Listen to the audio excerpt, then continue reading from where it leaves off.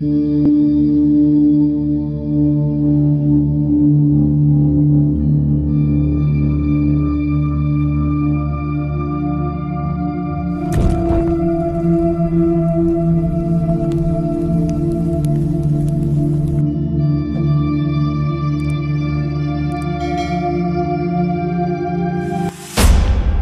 araw mga ka-horror. Kung bago ka pa lang sa aking channel ay maaari mo ring panoorin ang mga naunang video patungkol sa medalyon ng San Benito para makasunod ka sa istorya. Ang nakaraan, hinanap ni Tomas ang unang tunay na banta, isang mangkukulam na binalot ng itim na usok ang kanyang dadaanan. Sa tulong ng dasal at kapangyarihan ng medalyon ng San Benito, napalayas niya ito. Dito niya natuklasan ang unang palatandaan. Hindi siya basta tao, kundi tagapangalaga laban sa dilim.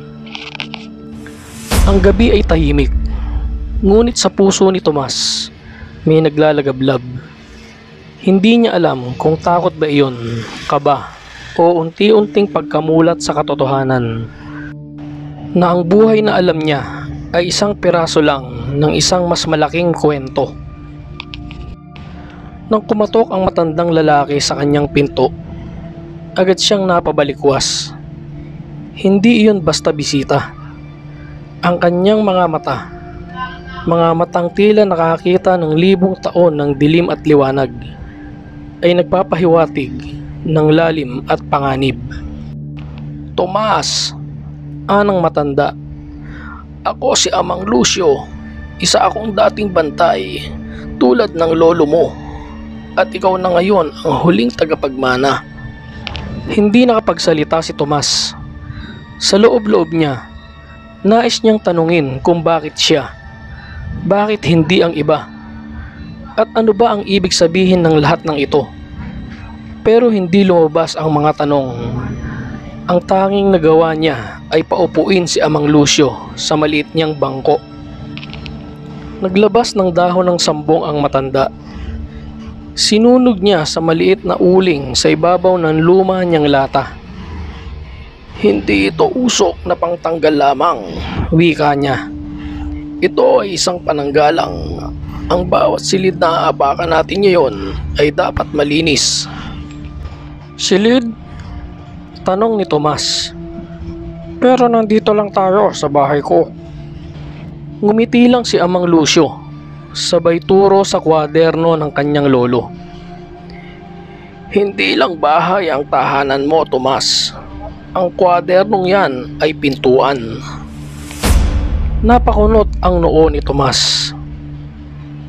Nagbuka si Amang Lucio ng pahina. Isang tila blankong papel, ngunit nang sabuyan niya ito ng pulbos ng abo, unti-unting lumitaw ang hugis isang pintuang gawa sa liwanag. "Sumunod ka, Tomas," ang utos ni Amang Lucio. "Pero tandaan mo, hindi lahat ng ilaw ay ligtas, at hindi lahat ng dilim ay kasamaan." Nang hawakan ni Amang Lucio ang medalyon sa leeg ni Tomas, lumiwanag ito at biglang nagbukas ang isang liwanag sa gitna ng silid. Ang mundo ay tila naging malabo, at sa isang kisam mata, sila ay wala na sa kubo. Pagdilat ni Tomas ay napansin niyang sila ay nasa isang kagubatan, ngunit hindi ito karaniwang gubat. Ang mga puno ay malalaki. Ang mga dahon ay kulay asul, at sa bawat sanga may daan-daang alitaptap na parang bituin sa kalangitan. "Nasaan tayo?" tanong ni Tomas. "Nasa pagitan," sagot ni Amang Lucio. "Ito ang daang gabay, isang lugar hindi basta nararating ng karaniwang nilalang. Dito ka susubukin." "Susubukin?" ang malaking tanong ni Tomas. Hindi pa man natatapos ang usapan ay may narinig silang sigaw. Isang tinig ng batang babae na humihingi ng saklolo. Tumakbo si Tomas. Sa kanyang puso ay hindi niya kayang pabayaan ang isang nangangailangan. Ngunit bago siya makalapit, ay lumitaw ang isang nilalang, isang engkanto ng gubat. Mukhang tao, ngunit may mga matang maliwanag na berde at buhok na parang dahon ng saging. Kung nais mong iligtas ang bata, kailangan mong ipasa ang unang pagsubok, ang tukso ng kawalang pananampalataya. Biglang nagbago ang anyo ng paligid. Naging gabi muli. Ang batang babae ay naging ina ni Tomas. Nakaupo ito sa duyan, humahagulgol. Hawak-hawak ang larawan nila noong bata pa siya. Ako ang kailangan mo, anak. Bakit mo ako iniwan? Natigilan si Tomas. Hindi niya alam kung totoo ba ito o panlilin lang. Dahan-dahan siyang lumapit, ngunit sa bawat hakbang, lumiliit ang ilaw ng medalyon niya. At ilang sandali pa, ay bigla niyang naalala ang sinabi ni Amang Lucio. Hindi lahat ng nakikita ay totoo. Pananampalataya ang susi. Pumikit si Tomas. Nilakasan ang loob. At sa halip na yakapin ang imahe ng ina, itinaas niya ang medalyon at nagdasal. Vati retro, satana. Namukam suyate, mihifana. Sumigaw ang anyo ng ina. At sa isang iglap, naging abo ito at naglaho. Bumalik ang liwanag. Ang engkanto ng gubat ay muling lumitaw, ngumiti, at tumango. Ang unang pagsubok ay lagpas na, ngunit may mas matinding dilim sa susunod. Matapos ang unang pagsubok, pinatuloy ng engkanto si Tomas at Amang Lucio sa loob ng isang sagradong dakong tinatawag na kanlungang alitaptap. Isa itong bukirin na malagintong damo at kumikislap sa tuwing may humahangin. At sa gitna ay may isang puno ng ilaw. Ang punong liwanag, pinaniniwala ang tahanan ng mga espiritong tagapagturo sa daang liwanag. Dito, ani Amang Lucio, matututunan mong gamitin hindi lang ang kapangyarihan ng medalyon, kundi pati ang lakas ng loob, bait at pananampalataya. Ipinakita ni Amang Lucio kay Tomas ang mga galaw ng pananggalang, paghawak ng medalyon habang nakabuka ang palad, pagtapat sa mga mata ng nilalang, at ang dasal na hindi basta binibigkas kundi binubulong mula sa puso. Araw-araw nagsanay si Tomas. Paggalaw, pagdasal, pag-iwas sa tukso ng takot. Isang gabi, habang nagpapahinga, ay may ibinigay si Amang Lucio sa kanya. Isang piraso ng kwintas na bato. Ito ay bato mula sa kabundukan ng Pastol sa Hilagang Luzon, ani Amang Lucio. Ipagkakaloob ko lamang ito sa mga dumaan sa pagsubok ng kadiliman. Tinignan ni Tomas ang bato. Para itong simpleng itim na obsidian, ngunit ramdam niya ang init mula rito. Isa itong panandigang alalay. Tumutulong palakasin ang kapangyarihan ng medalyon sa oras ng panganib. Kinabukasan, isang dagundong ang umalingaw-ngaw sa gubat. Umuga ang lupa at ang mga alitaptap ay nagliparan paakyat sa langit. Darating na siya, bulong ng engkanto. Ang unang halimaw sa daan mo, dagdag ni Amang Lucio. Sa gitna ng kagubatan, unti-unting lumitaw ang isang nilalang na kasinlaki ng kalabaw, katawan ng tao ngunit may ulo ng kabayo, mahahabang bias at mga matang nagnininga sa pula. Ang balat nito'y tila pinagdikit-dikit na balat ng ahas at puno, at ang hininga nito ay amoy asupre. Ang tikbalang ng kalibutan, Isang dating bantay ng kagubatan na nagpasailalim sa kasunduan ng dilim. Isang nilalang na pumapatay ng mga nagkakalat ng liwanag sa kanyang teritoryo. "Lumapit ka! Batang may bitbit ng krus!" Ani ng tikbalang, sabay hampas ng buntot na nakagiba ng 2 puno sa paligid. "Tingnan natin kung talagang ikaw ang tagapagmana ng selyo." Hindi na nagpatumpik-tumpik pa si Tomas. Itinaas niya ang medalyon, pero tila hindi ito gumana at nagtaka siya. "Hindi mo matatalo basta-basta ang nilalang na ito gamit lang ang selyo," wika ni Amang Lucio mula sa likod ng punong pinagtataguan. "Gamitin mo ang dasal at ang tiwala sa sarili mo. Ang selyo ay lumalakas kapag ikaw ay panatag." Huminga ng malalim si Tomas.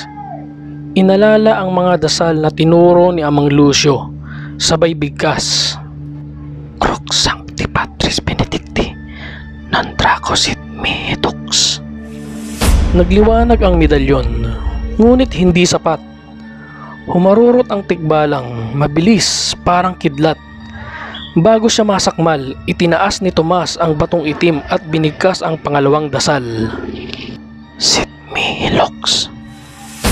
Matapos mabigkas ang dasal, isang bugso ng liwanag ang lumabas mula sa medalyon at batong itim. Tumalsik ang tikbalang, bumagsak sa ilog at sumigaw sa galit.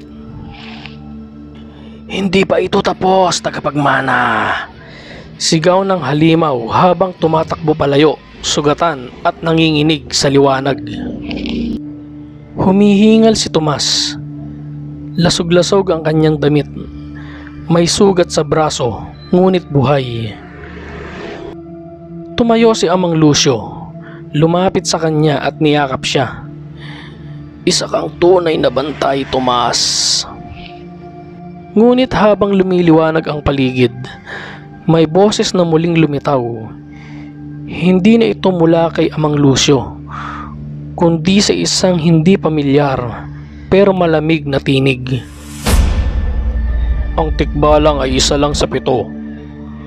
Kapag dumilim ang buwan sa silangan, darating kami ng sabay-sabay." Napatingin si Tomas sa langit. Ang buwan ay unti-unti nang nabalutan ng ulap. Pagkatapos ng sagupaan kay tikbalang ng kalibutan, ibinalik ni Amang Lucio si Tomas sa ilalim ng punong liwanag. Ang kanyang mga sugat ay ginamot ng mga engkanto gamit ang dagta ng liwanag. Isang pambihirang likido na nagsisilbing lunas sa mga sugat na gawa ng nilalang ng dilim. Ngunit kahit gumaling na ang katawan ni Tomas, may sugat sa kanyang isipan na patuloy na bumubukal. Bakit siya? Ano ang koneksyon sa kanyang lolo sa lahat ng ito? Sa katahimikan ng gabi ay muli siyang kinausap ni Amang Lucio. "Panahon na upang malaman mo ang totoo." Mula sa isang lumang lalagyan ng anting-anting, inabot ni Lucio ang isang tela. Balot ito ng alikabok. May tatak ng krus at araw. Sa loob nito ay naroon ang isa pang medalyon, halos kapareho ng kay Tomas, ngunit may sira na parang kinagat ng apoy. "Ito ang medalyon ng iyong lolo," paliwanag ni Amang Lucio. "Sinubukan niyang labanan ang pinakamalakas na nilalang ng dilim, ngunit hindi niya ito natalo." "Bakit hindi niya sinabi sa akin ito?" ang tanong ni Tomas. "Upang hindi ka matakot. Upang makapamuhay ka ng normal kahit sandali." Inilabas ni Amang Lucio ang isang lumang sulat. Sulat kamay ng lolo ni Tomas. "Kung mamamatay ako sa dilim, huwag niyo siyang ibalot sa liwanag kaagad. Hayaan mong madaman niya ang anino upang pag pinili niyang lumaban, hindi ito dahil sa takot kundi sa pagkaunawa." Tumulo ang luha ni Tomas. Ngunit sa kabila ng lungkot, May apoy na sumiklab sa puso niya. Ngayon ay alam na niya, ang laban ng kanyang lolo ay laban na rin niya ngayon. Pagsapit ng hating gabi, ipinatawag ng punong liwanag ang lahat ng espiritu't bantay. Tumindig ang mga engkanto, tagapangalaga at anino ng mga bantay na lumipas. Ang langit ay unti-unting nilamon ng makapal na ulap at sa gitna nito, lumitaw ang tinatawag na mga matatanda na buwan ng itim. Isang pangitain na nangangahulugang sabay-sabay nang gigising ang 7 halimaw ng gabi. Mga dating nilalang ng liwanag na pinili ang dilim at ngayon nais bumalik upang kunin ang mga selyo ng San Benito mula sa mga bantay. Hindi pa sila ngayon darating, paliwanag ni Amang Lucio. Ngunit ang unang pinto ay nakabukas na at ikaw, Tomas, ang itinakdang maging bantay ng unang lagusan. Sa harap ng lahat ng espiritu, itinaas ni Tomas ang kanyang medalyon. Sa tulong ng punong liwanag at ng kwaderno ng kanyang lolo, isinagawa ang sagradong panata ng bantay. Isang lumang ritual na isinasaalang-alang lamang tuwing may pagbabanta sa balanse ng mga mundo. Ako si Tomas, tagapagmana ng selyo. Hindi ako lalaban upang pumatay, kundi upang protektahan. Hindi ako magdadala ng ilaw upang ipagmalaki, kundi upang gabayan. At sa harap ng mga nilalang ng dilim, ako ay di uurong. Sumiklab ang liwanag mula sa kanyang medalyon. Sa kisap mata, lumabas mula rito ang aninong hugis krus. Bumalot sa kanya. Sa kanyang mga mata ay lumitaw ang liwanag ng katatagan. Bago matapos ang gabing iyon, habang naglalakad si Tomas sa ilalim ng punong liwanag, may isang itim na ibong uwak ang lumapag sa sanga sa kanyang harapan. Tila ito nagsasalita, ngunit hindi sa salita ng tao. Nagising na ang ikalimang anino. Dumaan ito sa silangan. Kinaladkad ang mga kaluluwa ng mga bata sa bayan ng Saluyo. Tiningnan siya ni Amang Lucio. Panahon na upang bumalik ka sa mundo ng tao, aniya. Ngunit ngayon, hindi ka na basta Tomas lang, isa ka ng bantay. Sa kanyang pagmulat, muli siyang nasa kanyang kubo. Ngunit ngayon, may mga bagong ukit ang medalyon at ang kanyang balat ay may bahid ng mga sagradong marka mula sa daang gabay. Lumabas siya ng bahay. Tahimik pa rin ang baryo, pero ang hangin ay iba na. May amoy na abo at malansang dugo. Ang simula ng kanyang tunay na laban ay papalapit na. Sa susunod na yugto, babalik si Tomas sa bayan ng Saluyo, kung saan may misteryosong pagkawala ng mga bata. Doon niya unang makakaharap ang ikalimang anino, isang nilalang na ginagaya ang anyo ng mga mahal sa buhay upang makapasok sa mga tahanan.